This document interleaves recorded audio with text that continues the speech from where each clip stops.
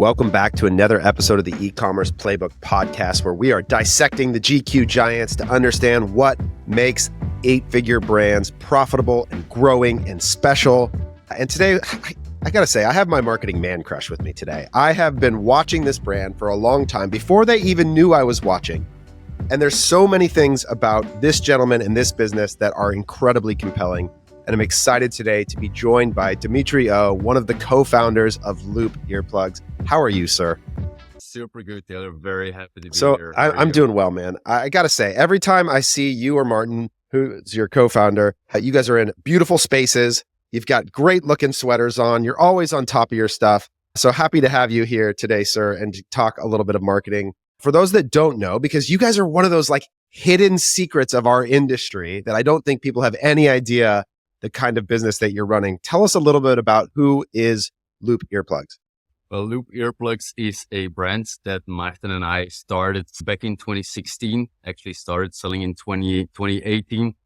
And we initially set out to try and basically remove entirely from this planet hearing damage because of loud noise. Going through COVID, we expanded that a little bit and we evolved our vision and our mission to basically give everyone the freedom to control what the world sounds like.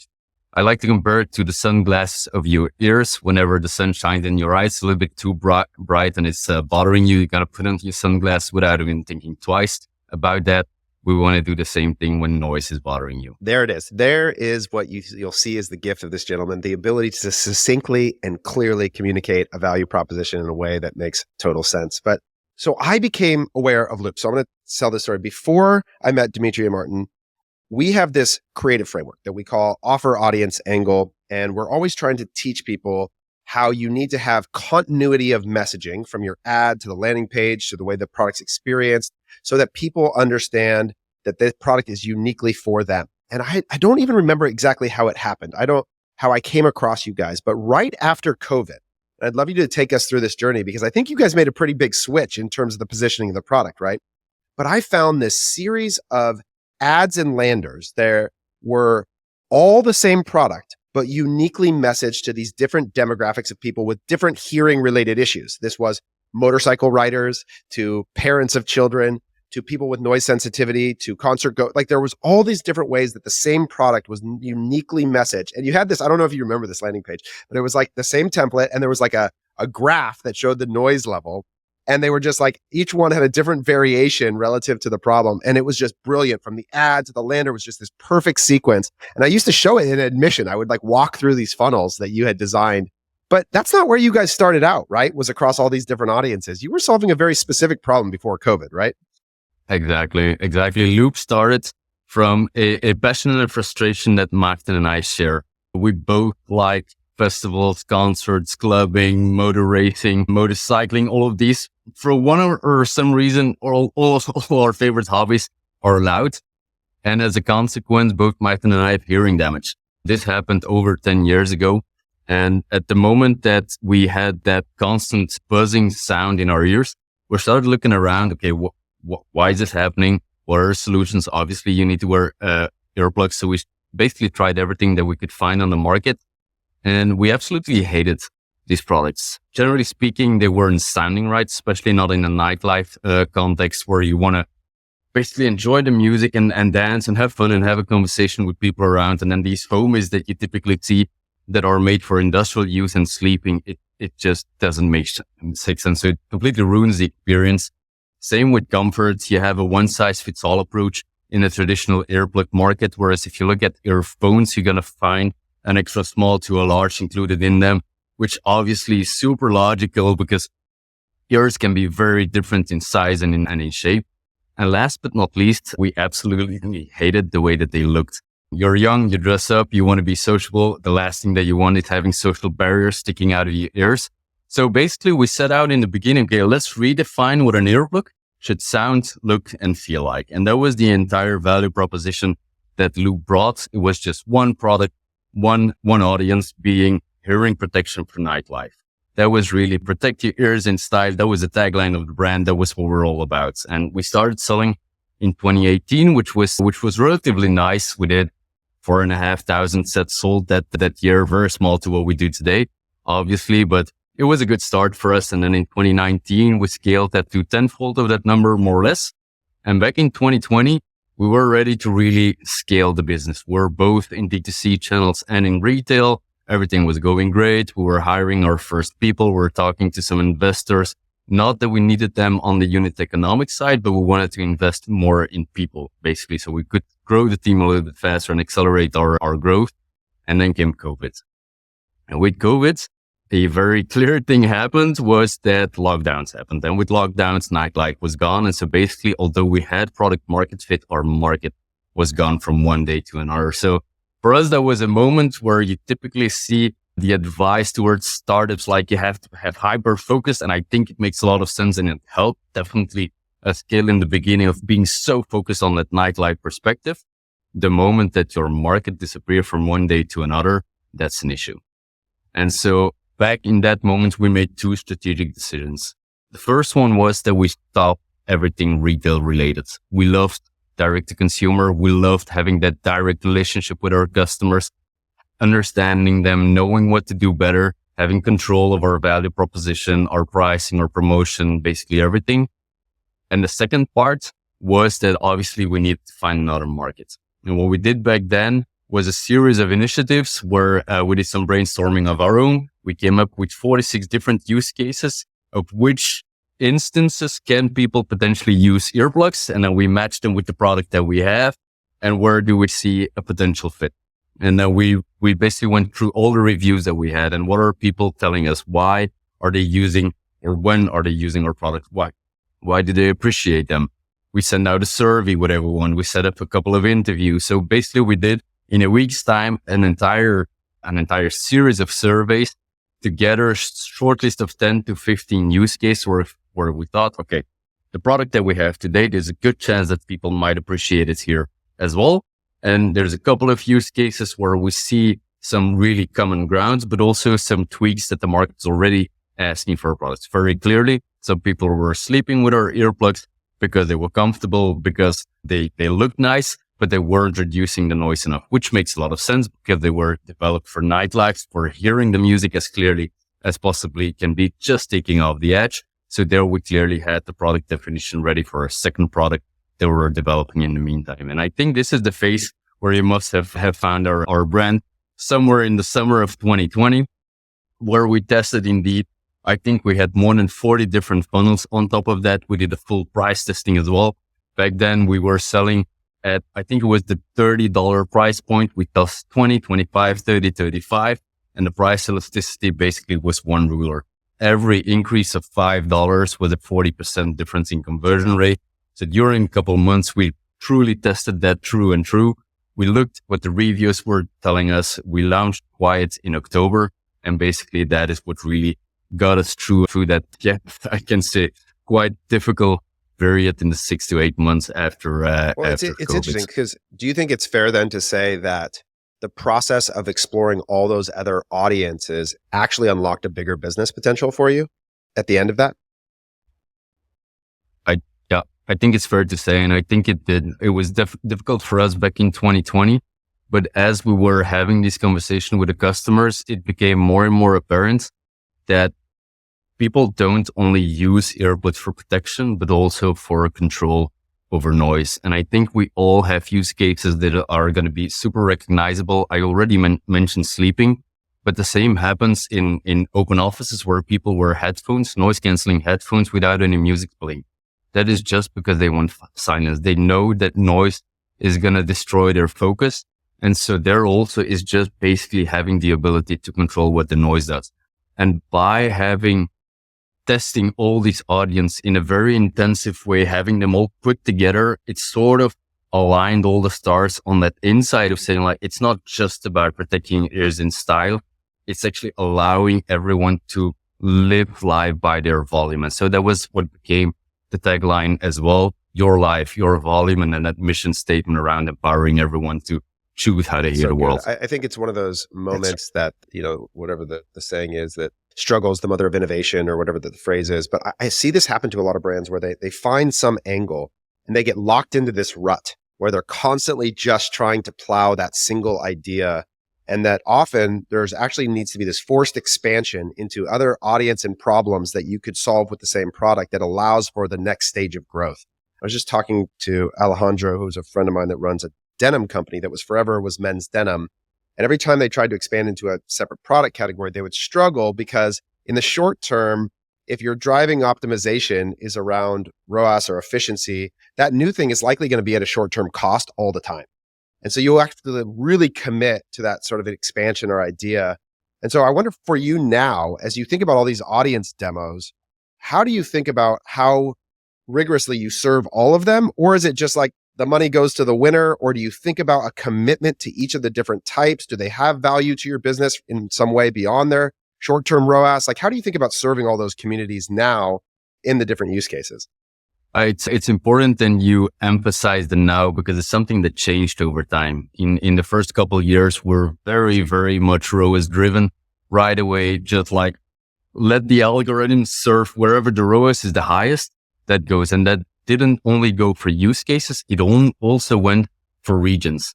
From day one, we optimized our packaging that it was super small. It's less than 2 centimeters. Not sure with it in American standards, but really small. It fits into a letterbox, which meant that we didn't need to use package services, but postal services. So basically shipping throughout the world was relatively cheap. We made the choice from day one. You notice by my accent, I'm not American. I'm European. I'm based in Belgium. We speak Dutch and French. Here in Belgium, not English, but you will not find a Dutch and a French website of Loop. From day one, we chose to go English. So combining these choices allowed us basically to have literally the entire globe as our playing field. And combining that with letting the algorithms optimize maximally to performance basically allowed us to mostly grow in North America. US is our biggest market. Then UK, Canada and Australia basically filled that top 4. And that is definitely one of the choices that we made. Going a little bit further into the development and more going into where we are now, it becomes a little bit more strategic on where we are spending. Because obviously, as you expand into different channels, different touch points, you're going to see that they're going to influence each other. And so to make sure that we still find that optimum, we are aligning a little bit more on where we spend, which audience we spend, how we negotiate and select partnerships to amplify our efforts over there. So as we grow, let's say the marketing mix becomes a little bit more complex and a little bit more targeted towards very specific use cases, where today we pick only 4-ish. We have a lot of super exciting use cases that are still waiting for us, but we have at the same time so much growth in where we are at the moment that we focus on these first before we expand any further. One of my favorite things about this role I get to play in these conversations is the dichotomy of what makes brands succeed. So last week I had Alan Doan, who is one of the founders of the Missouri Star Quilt Company. And if you go look at their revenue in the month of March, 90% of their revenue comes from existing customers. If I look at your revenue, it's almost the opposite, right? The one thing about earplugs is that it's not a massively high LTV category. You guys have a durable product. It's high quality. It lasts. So when people buy them, they don't necessarily need a ton more frequently. So you guys had to develop this evolutionary skill of acquisition where every month you have an incredibly hard job, which is you have to go find all new customers every single month. And so I watch brands sort of evolve these skills relative to who they are. And Alan, when he talks, it's all about community and nurturing the existing customers, and that because that's where all the revenue sits in their business, right? Whereas for you guys, so much of your tactical excellence, and this is why I think this is like you're very similar to Ridge Wallets. I don't know if you know the guys over there, where same kind of problem is you develop this immense skill around acquisition. So I'm curious, like, were you guys consciously aware that that was the sort of genetic reality, that LTV was not going to be a big part of it, that you were going to have to become great at this part of it? Like, how has that informed your skill development and focus as a marketer? In hindsight, I would love to say that yes, it was a very strategic and deliberate choice and we're very aware. If I'm being more honest, I don't think that in the first stages of the business, we weren't really reflecting on that. As you mentioned, indeed, our products are very durable and it's very deliberate that they are like that. It was, in fact, the reaction against throwaway foam with earplugs that made us go absolutely for the durable route. So from day one, by definition, when you are a startup, you have full focus on acquisition. The fact that we had I think what sets Loop apart from a lot of different businesses, both in and outside our category, is that we succeeded in touching a core issue for a lot of people that they weren't aware of. Not a lot of people are aware of what the impact is of noise on how they feel, how they act, how they think. And for those that are aware, very little they know that there's actually nice solutions out there. And that was what our narrative basically was to all of our prospects. And this is something what Paid Social does really well. It was a lot of demand creation that we did, especially in the first 2 or 3 years. Right now, it's shifting a little bit more about like getting more in balance between demand generation and demand creation. But from the capture, but from the start, it was very much demand generation. And with that comes social media skills and creative skills and basically understanding your audience and working with the Life Force 8 and making sure that you experiment on all of these elements. And so I think that truly experimental, and I'm not talking about like should it be a blue button or a red button, but what is the angle and what is the visual that comes with it? What is the entire narrative that we're telling, and how can we get that consistently through the journeys is something that we had to do. So you mentioned this, the 5 stages of problem awareness. You've heard that, like the unaware, problem aware, solution aware. Have you heard of this framework? Yeah. The brand I'd be curious, awareness, like so on. now in this journey, like, do you think you are at the stage where you are primarily educating people about a solution to the problem that they're conscious of? Or do you think you're now at a phase where you're actually helping people become conscious of a problem that they didn't really know how to name? They were experiencing it, but didn't know how to name it. Like, where are you guys at in that life cycle of messaging, do you think? It's a tricky question. And I think it very much depends on where we are region wise, and what use case we're looking at. I'm going to give you one concrete example. We have a partnership here in Belgium with Tomorrowland. Tomorrowland being, in my book, the best festival EDM related in the world. Fantastic partnership, big name here in Belgium. And through that collaboration within the space of nightlife in Belgium, we have as good as maximum brand awareness and everyone knows what we stand for. It's been picked up in PR quite often. We have nothing to grow there anymore. So it's pure about, okay, that's going to be an issue. We have the right solution. We are the right solution. Let's convert it. Still remains that I don't have exact numbers, but 3, 4, 5, maybe maximum 10% of people that go to the festival effectively wear hearing protection, our products or others. So there it's still people know about the solution, but are they really super considering what the real impact is of the problem? Not so much. Whereas in the US, for example, the use case of nightlife is way smaller even than in Belgium. The awareness of like, there's something that you need to do and there is a product that actually solves all your problems really well is less apparent, but influencer marketing in the mental health space is much more common. And there we see, for example, that in the neurodivergent community, I think we sort of spoken to everyone. So it's very different on which community, which region, which use case, where we are with problem words. That said, and I would love to get your idea on that concept. We've had quite a lot of discussion internally as well, as in like, okay, this direct conversion marketing, how does it actually work? And people, they see an ad and they convert right away. We have like low average order value, so we're an impulse buy. But when we ask in our post-purchase surveys, like, when was the first time that you saw us? Why are you buying today? Who recommended you? What did you consider? Blah, blah, how many times have you seen us? You actually see that it's not an impulse buy. That a lot of people have known us for weeks and months even, and that word of mouth is a huge driver and influencer marketing is a huge driver.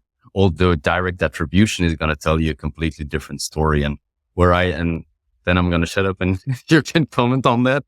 Where the thing that's always in the back of my mind is that we look at conversions, right? We have a conversion rate let's calculate easily 5%, which means that for every conversion that you do, you have 20 people that clicked.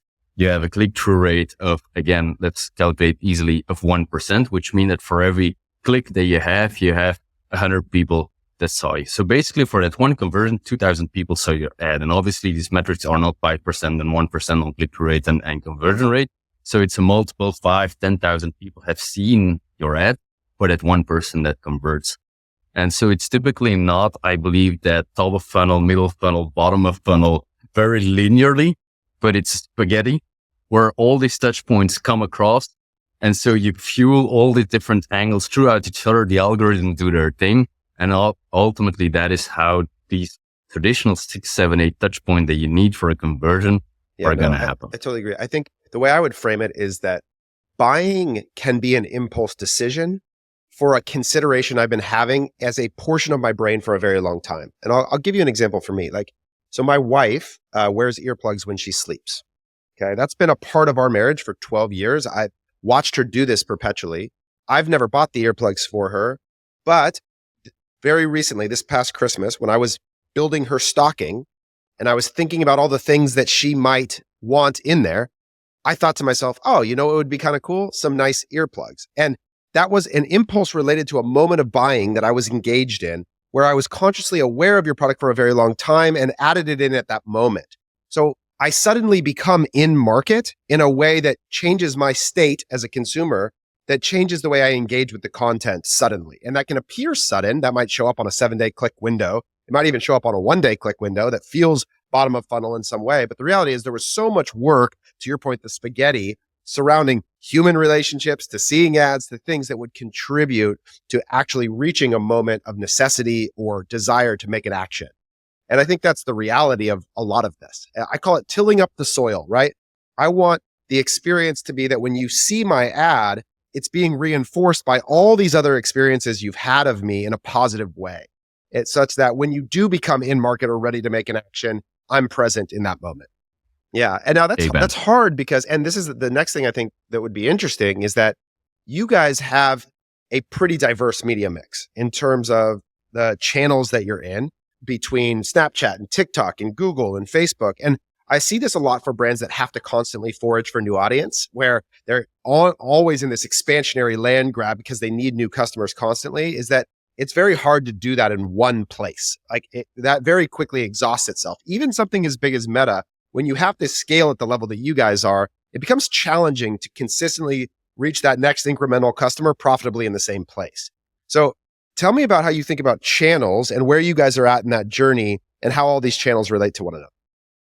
That is, again, a very interesting and difficult question to ask. And I think it would be super interesting to have this conversation again in a year from here and see what we've learned from here to now. Basically, we're setting out the entire year of setting up experiments throughout different channels, throughout different strategies, tactics, audiences, like the whole shebang. There's a whole roadmap. There's 20, 30, 40 experiments, 10 million euros is dedicated purely on that this year, to try and see, okay, if we elevate that and if we let go a little bit of that direct attribution and that ROAS driven model and we invest some more in lower ROAS as top of funnel, can we actually compensate that on the lower end? And how do these channels come together? What role does each channel play into these journeys? Trying to find a data-driven answer on that question is basically what we set out to do this year, because I do agree at some point you hit limitations on what you can do in one specific channel. And so you look further. And for us, it's I think 3 expansion roadmaps that we're tracking. One is purely regional, where we go mainly to Asia at the moment. Obviously still a lot to do in the Western world, but Asia is a huge potential market for us as well. Then the channel, as we discussed as well. And third will be product development as well, going into other use cases where we have products that are even better for those use cases than the specific way. I want to stick on this a bit because this will be fun for us as marketers, because I think this is a fascinating topic. What does your gut tell you is going to happen? What do you believe? If you had to guess at the outcome of the test, what do you believe it's going to tell you? Honestly, I really don't know. What I hope that is going to tell me is that there is something to be said, a sort of validation that the old adagio in marketing is in like, you have to communicate broadly and brand marketing and above the line, it works. And I do believe that when you get with your brand at some point that effectively it does work. The big question is, are we there yet with the brand? Are we well known enough that we can actually work on what you mentioned before, that you would do all that prepping work so that you are top of mind the moment that you are in the moment of saying like, okay, this is the moment where I need to buy earplugs for me or for myself. What is the brand I'm going to buy? It's going to be Loop. Up until now, we definitely were not there yet. We are growing into that.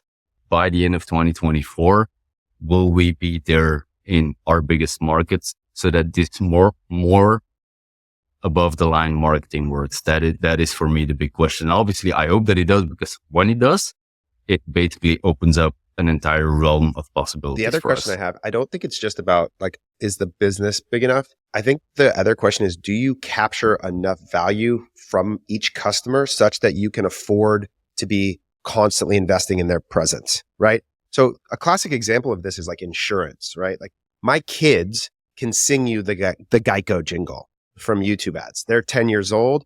They're not in market for insurance. You might say that's a waste of money, but Geico over the course of a customer's lifetime will capture enough value to begin investing in them at 10 years old. That's why the business gets so big, is because you can spend all this effort in creating awareness off of a single customer and still make that a profitable exchange. The concern I have for you and a lot of e-commerce brands is that the cost of awareness becomes too high relative to the value capture. And that becomes this compressed ceiling on growth for consumer product generally. So I think part of it is like there's a tension between the product development portion for you guys that enables the entire investment in growth. It's sort of the old Henry Ford. It's like whoever can pay the most for the customer wins. And I think that the reality is like the cost of awareness does rise over time. It just, that is a fact that is really hard to offset. You can offset it for periods with cool moments and virality and these different elements, but over time, it's sort of like gravity in the sense that if you can't offset that by increasing the value you capture off of each customer, it's really hard to continue to grow at the same rate. And I think you're seeing this in the public markets a lot. Like I was just looking at the reports from Canada Goose just came out, and like their year-over-year growth rate is basically stagnating. Like it just gets to a point where in order to maintain profitability, when you get to hundreds of millions in revenue, 3 to 4% annual growth is sort of what's there for you, you know? And we're seeing this. And I think it's why there's so much downward pressure in the public markets on consumer. I don't know. What do you think about that idea? I think there's a lot of truth in that. If we don't manage to change our business model or changing our business model, change our value proposition and actually increasing its value and expanding it across more products, more categories, I think there's definitely a limitation to how you can grow purely on acquisition. Obviously, it's why we open these expansion markets such as Japan, China, India, etc. We do believe that there's a lot of untapped market over there, which we will develop in the next years as well. But in the Western market, our home markets, there's still a lot of development to be done there. And there we, and their product development, I think is really the answer to the question. Marketing can only get us so far in terms of retargeting and re-engagement of customers. It's about developing better products, and similarly as to what Apple does, I don't want to take Apple as the example for everything, but they do launch a new iPhone every year, and a good chunk of people do buy a new one, although do they really need it? Not really. So there is something to be said there for renewal, but also expanding the product range that you have products today, what we do. And I like to go back to our vision and our mission statement there, like giving everyone the choice the freedom to choose how they hear the world is something they can do in a variety of levels. And the levels that we have today with our passive earplugs are very simple. We have basically 2 levels. It's one of our products or the switch that combine different products into one, but it's still passive. It's still relatively dumb. You can do a lot more, expanding into higher value products, products that do a lot more. But there obviously we need to be smart on how we approach that. We're not going to out Apple do it. So I think that's what makes me excited and confident about you guys, is that whatever's true about the core product line and the marketing mix relative to it, I think that you guys are you've built a platform around this idea of living life at your volume that really all of a sudden the brand meaning isn't associated. Now, I don't know if you guys have dropped earplugs out of the name, but I imagine at some point Loop is coming. But the idea is that I think there is such a platform. And also we're talking about like the size you guys are, which is still really large, right? Is there's still a lot of runway. We haven't even talked about retail. You're talking about regional distribution. So there's still a lot of meat on that bone. I just think so many of the conversations that we have on this pod are oriented around the marketing mix relative to .com value capture and how do those things relate to each other. And that becomes, that gets pressure a lot earlier than the business does, I think generally in terms of where it goes. But tell me about like the test. What is the structure? Like, are you guys using incrementality, holdout studies? Like what is the hypothesis and what are the tools you're using to answer it? The variety of a hypothesis. What we try to do, and that's especially with these tests quite a challenge, is try to have as little variables in the mix as possible. So typically what we're going to do is split them in regions and over time. So there will always be one test running simultaneously, one in Australia, one in New York, one in UK, one in Germany. And then we play with that. Some of them will be about incrementality indeed. Some will be about trying to unlock new audiences in new regions. Some will be, okay, if we add a layer onto the funnel, what does that do? Some will be purely on creative. If we elevate the narrative from a relatively product focused narrative to a brand focused narrative, what does that do in the entire mix? Where does connected TV play into this? What if we work with Prime and actually we connect the entire realm from one to one, where you see even on impression based what leads to conversion. So it's gonna be a realm of different tests, and I have a team of 3 people almost full time working on that. Just that on the planning and the execution comes on top of that. So it's very broad. And again, if you like 1 year from here, we can have another discussion. The thing I struggle with is obviously everybody's engaged in this right now, and even the challenge I have about the questions we're trying to answer as marketers is that we're always obligated to presuming a relationship between a historical result and a future outcome. Where let's say you run these tests in a geo in a period of time and get a definitive outcome out of it. Well, you're now left going, okay, in March of 2024, this happened in this way. What does that mean about July of 25? And how connected are those ideas? When you talk about trying to isolate variables, the problem between the two in my head is that there's infinity variables between here and there to try and assign to. And so I think that in some ways I feel diluted into a pursuit of a truth that doesn't exist. And I think that that is the tension I wrestle with all the time versus trying to apply a more intuitive sense of high quality brand experiences that create moments customers care about. And I wrestle with those two worlds all the time. And I'd be curious, like, you're obviously a very data-driven guy. You don't come from a classical marketing background, right? Like, I think you were in energy procurement before you started. But, and you obviously care about brand and the ethos of that. So what wins in your brain, Dimitri? The qualitative or quantitative? And how do you think about the challenges in answering those questions definitively? I think there's a lot of truth in both approaches.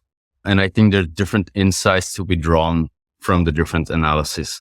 When, for example, we look at direct attribution, it can tell us something about how does one creative do versus the other one, but it cannot tell us like what is the role they are playing in our channel mix. And for that, obviously, you go to MMM models and more predictive analysis, and there we're learning a lot. We're setting up different tools, trying to test and see what gives some predictability. But I'm also a very strong believer of very simple post-purchase surveys.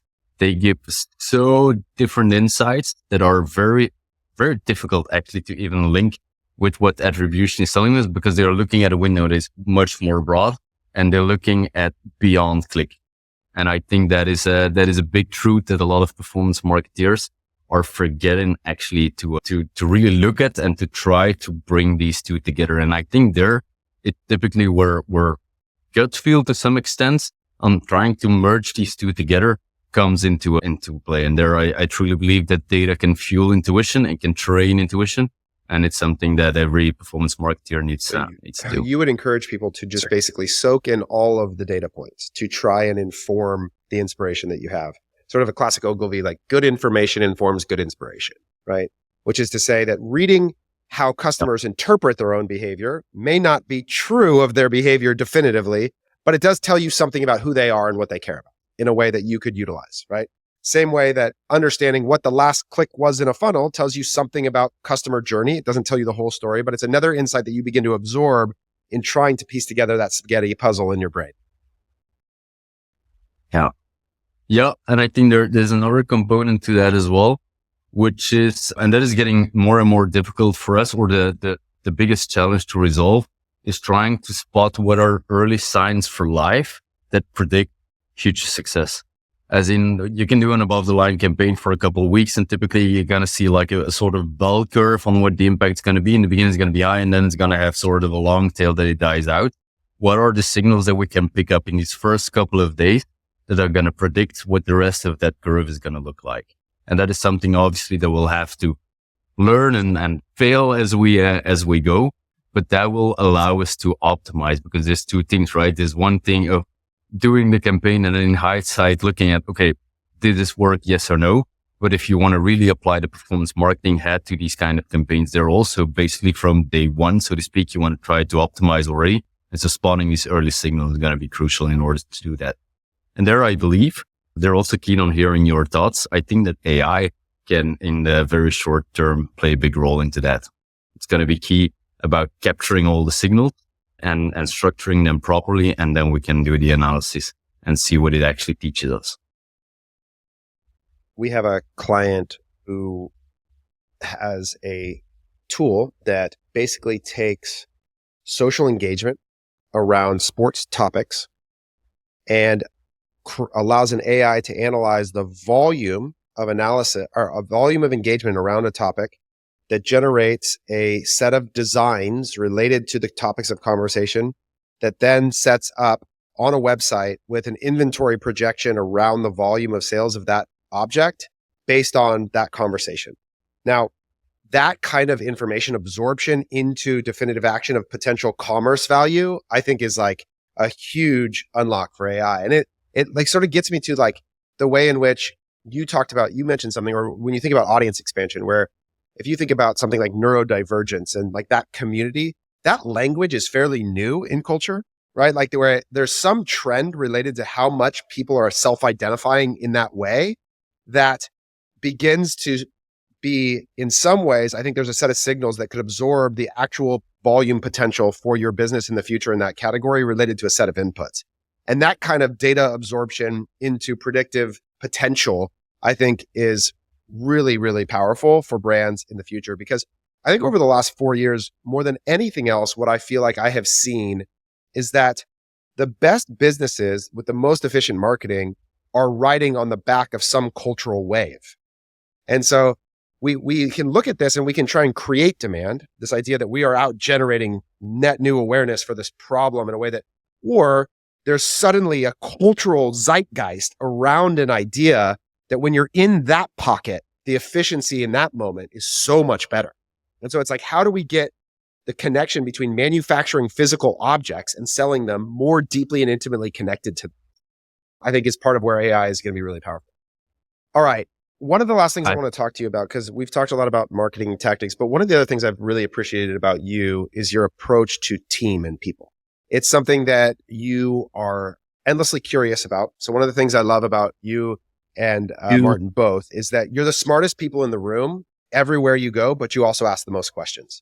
And you always approach every interaction with what can I learn from the people that I'm around, irregardless of whether I have more or less experience than them. And so you do this thing where you constantly reach out about just like random topics all the time. And so one, I'd be curious, like, where did you develop that skill? It's a common one that I see amongst great leaders is just like endless curiosity. And two, tell me a little bit about how you think about building and managing a team of people towards the goals that you have. That curiosity, honestly, I think it's something that is baked in quite deeply in who we are as people. It's also why, or one of the reasons why Martin and I are such good friends, because we've known each other for over 20 years and we share that passion. I think it's been amplified by the studies that both Mike and I did. I'm a civil engineer. Mike is an economic engineer. Basically, what you learn there is ask questions and try to do proper root cause analysis. So I think that helps a lot. And both Mike and I have always been much inspired by the big companies, the big success stories, reading stuff like Entrepreneur and The Fast Company. And these have always inspired us and made us curious about how did these people do it. And then we read about them. We'll listen to their TED Talks. We read their books, and then we try to apply that. And as you develop some skill in an area, you sort of start to become aware of how unskilled you are in that area, which then drives another wave of, learnings. And we want to talk to people, and where we are with Loop now, we're at the level that we get to talk to people that are super inspirational for us as well, such as yourself and a lot of other people that we consider our advisors. And it's like a spiral that spins faster and faster. And the more you learn, the more you see what more there is to learn, and the more that eagerness comes. So it's something that we don't do super deliberately. It's just there. It's very fundamental to our nature. I don't know. Maybe there's something about also when your background isn't definitively in the thing that you're in, you've always begun from a place of humility where you're just like, I've been learning since the beginning. There's no expectation that I know more than everybody else. And so your disposition from the start is that way. And I've found that from people who sort of switch industries, where it's just like, I started by asking a lot of questions. So I just kept asking, and I just kept going because I needed to figure it out, because it's not like I sat in a classroom and were taught a bunch of things about this way. So there's something about that I've loved with you guys. You've never been afraid of that.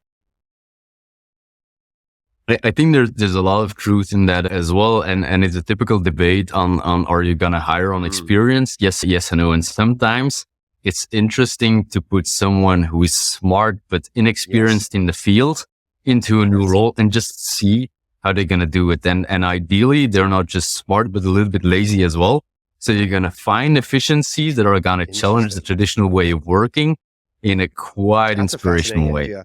So yeah, we used to talk about this a lot, that especially people who come from one brand. Okay. So if someone came from a brand experience into CTC, we actually call what they have experience debt. It's actually something that they have to overcome, because they see the solution to every problem as the thing they did in this one space. And it's actually almost never applicable in the new space that they're entering.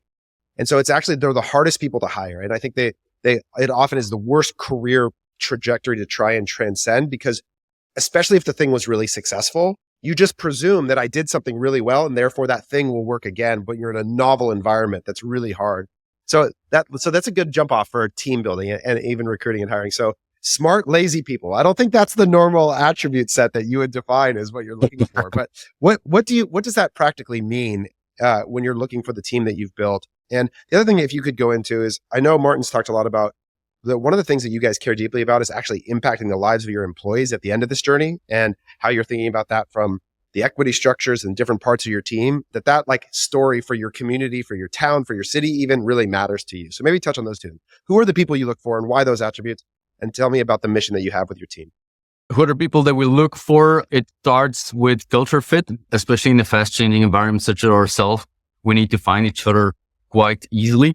We work also centered in hubs. So we have one here in Belgium, in Amsterdam, in New York, in the Bay Area, and in Shanghai. So if we want these people to collaborate in fast growing and fast changing environment, you need to have that really, really clean cultural fit. We also do CCATs, so cognitive aptitude tests, because there is a level of intelligence that we look for. It's not a direct correlation, as in the higher the CCAT, the higher what's it called? The performance is going to be. But a CCAT, it's a cognitive aptitude test and an IQ test, if you like. It's a bit different, but something like that. And for us, it's a bit like a threshold. You have to be above a certain bar, because then you just see like people are stronger in analysis. They get faster to the core issue. They pick up information faster. They see the connections between different things that are going on. It just makes life easier and work easier for so many people. So there's that. And then we look at our 5 constellations. So, our values, we call them our constellations because they're our guiding principles. But it's about ambition. It's about making things happen. So drive for action. is very important. It's about staying curious. It's literally one of the values that we have. It's about driving together. So about that collaboration and doing good in the world. And the last one that we added was keep it simple. And this is one that we felt that we really needed to add into a team that's expanded. I think we're now 280 something like that. A year ago, this time of the year, probably were 100. So when the team scales at this pace, you're going to see that a lot of process origami and communication becomes a lot more difficult when more stakeholders are being involved, etc. And so that focus on keeping it simple is actually one of the most active things that we need to do. Whereas in the early days, it was something that came natural because we just didn't have any resource to do complicated things. So that is definitely one of the big shifts that we saw in the last, let's say, 12 months that we needed to refocus the team on a little bit. And what was the second question that you asked? So Martin and I had a conversation when I was in New York with him about sort of the vision to helping make all your employees rich off this experience. Like that literally part of your ambition. And he also related it to affecting the community of Antwerp, like the broader, like that you guys see it as, hey, we have built something really special inside of a niche community here. We want to transform the lives of our people and the surrounding towns and see more businesses come out of it. And so that was a little bit of what he's talking about. And I'd be curious how that comes to life for you. Yeah. 100%. And I think there are different perspectives to that story. First of all, we truly believe that entrepreneurs, businesses driven by entrepreneurs are the things that really change the world. We see it in all industries. We see it in all regions. There's a lot that can be said about politics. And yes, they are changing the world in some way. They're not necessarily improving it always. Generally speaking, for 99.9% of the entrepreneurs out there, it is about having a positive impact in the world. So for us, the question is, how can we create more entrepreneurs? That is basically what we try to achieve because we think that's going to be the way to move this planet forward. If we then consider about what are all the basically driving forces behind this pie that is getting bigger by the day, well, we think that everyone that drives the growth should always also be rewarded for that growth. And in a very typical setup, you're going to see that the founders have a good chunk and then you have a lot of investors on board and they need a big chunk of that pie. And typically what's left over is really the crumbs for the people. We think that should be the other way around, actually. The investors play crucial roles at specific points in time in a story of a company, but they make sure the only thing that they do actually is allow the people that form the team to actually execute on the strategies. And those are the ones that make it happen. And so it's only logical for us that the entire team from the lowest to the highest in rank actually contribute through our stock option plan. And this is something that we installed a couple years ago. In the US, it's more common, but in Europe, it's quite unique to give it actually to everyone in the company. Because we think that, and same goes for hiring, everyone has a role to play, obviously with different maturity and different impact and different responsibilities, but everyone has their role to play. Otherwise, we wouldn't hire them. So let's give them a piece of the pie as well. I couldn't agree more. I think that there is an absolute, ethical truth that the people who give their life to creating the thing should benefit from the realization of the value. And there's so much time and energy that goes into it from every person to the to the totality of their capacity. They're offering themselves the fullest part of our lives to it. And I can't imagine, part of what keeps me going in so many ways is the opportunity that there's a moment in which all these people I care about benefit in a meaningful way that was transformative. And in my very first company I worked at, I was given a small piece of equity that didn't amount to much for me, but it completely transformed my understanding of the distinction between capital and labor and what I wanted for myself. And, how does the money flow and who gets it? And, I could be a part of that. It altered the way I understood my business career entirely. And so I think the more that you can, even if the money itself doesn't become transformative for every individual, the mechanism, the mechanics of it, the understanding, I have to get a K-1 and I have to file taxes. And what does that mean? And why is that happening? It's all the pathway to understanding the system and its potential for you. And so there's so much value in it. So that's so super cool. I think that's great the way that you express. Fully agree with that. It's a learning school for everyone as well. And that is basically for Mike and me, that would be the most beautiful outcome that we have in a couple of years from Loop, is that we see 10, 20, 50 startups emerge from that. And that is also why Mike mentioned that innovation hub ID that we have. We are from Antwerp here. We feel a bit left alone between Paris and Amsterdam, Berlin and London. We feel like, come on, there's got to be something that we can do here as well. We have a couple of great D2C brands here in Belgium as well. So why not try to give back, paid for, to help them grow, and in the way that it's a support that we would have liked to have 5, 6, 7 years ago. And means could be one thing, but just a place to get inspired, to learn from the best, from people that have gone through those issues a couple of years ago with their own sweat money. I think that is super valuable. And it's basically what I would have liked to have 5, 6, 7 years ago. Well, man, hey, you continue to be an inspiration. It's so fun to get to catch up with you. And part of why I've been trying to drag you both onto this podcast is because you guys are just hidden gems in this space. We got to get you into more events on more stages for the sake of the mission you just described, which is like you are one of the authentic people that care about the humans that you interact with, the product, and you're so thoughtful about the way you approach it. Corey, there's a moment here that I think is my perfect embodiment of Dimitri that you're not allowed to cut out, which is when I asked him the question about what he thought, his hypothesis about the test, it was like a 6-second pause. And that to me is you, sir, which is like you think deeply about the things that you do. At my worst, I jump to answering things way too quickly and would be happy to give my opinion. But everything you do, I've experienced is incredibly thoughtful. So thanks for being that inspiration and building an awesome business that we all can learn from. It was awesome chatting with you again, Taylor. Always a pleasure. It's a two-way street, very, very clearly. So appreciate it a lot, and thank you for all the beautiful words.